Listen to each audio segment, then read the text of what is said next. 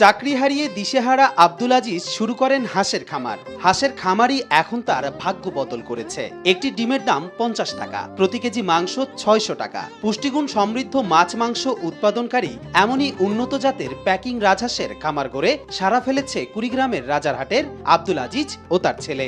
স্থানীয়দের কাছে এই খামার বাপ বেটার খামার নামে বেশি পরিচিত।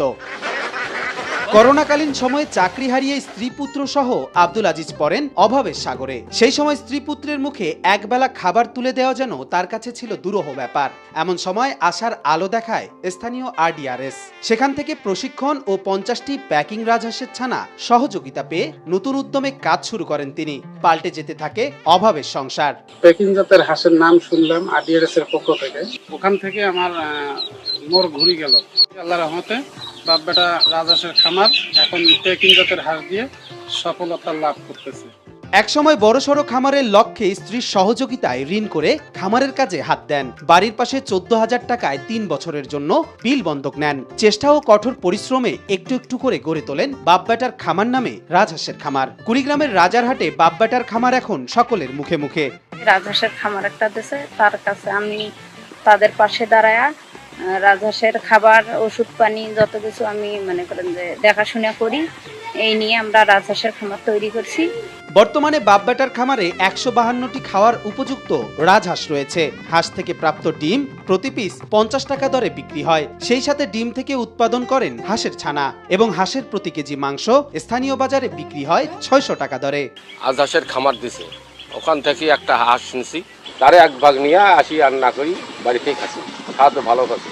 প্যাকিং রাজহাঁসের রোগ প্রতিরোধ ক্ষমতা অনেক বেশি। অল্প খাবারে দ্রুত সময় এই হাঁস বেড়ে ওঠে। এর মাংস খেতেও অত্যন্ত সুস্বাদু। ফলে এই রাজহাঁস পালনে খামারিরা আর্থিকভাবে লাভবান হচ্ছেন বলে জানান সংশ্লিষ্ট কর্মকর্তারা।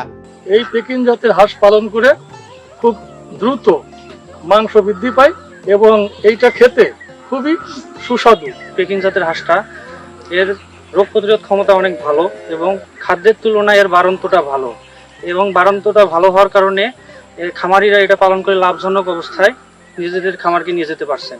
সঠিকভাবে খামার পরিচালনায় আব্দুল আজিজকে নিয়মিত পরামর্শ প্রদান করে যাচ্ছে কৃষি অধিদপ্তর। সেই সাথে লাভজনক হওয়ায় আব্দুল আজিজকে দেখে এখন অনেকেই হাঁসের খামার করতে আগ্রহ প্রকাশ করছে বলে জানান কৃষি কর্মকর্তা।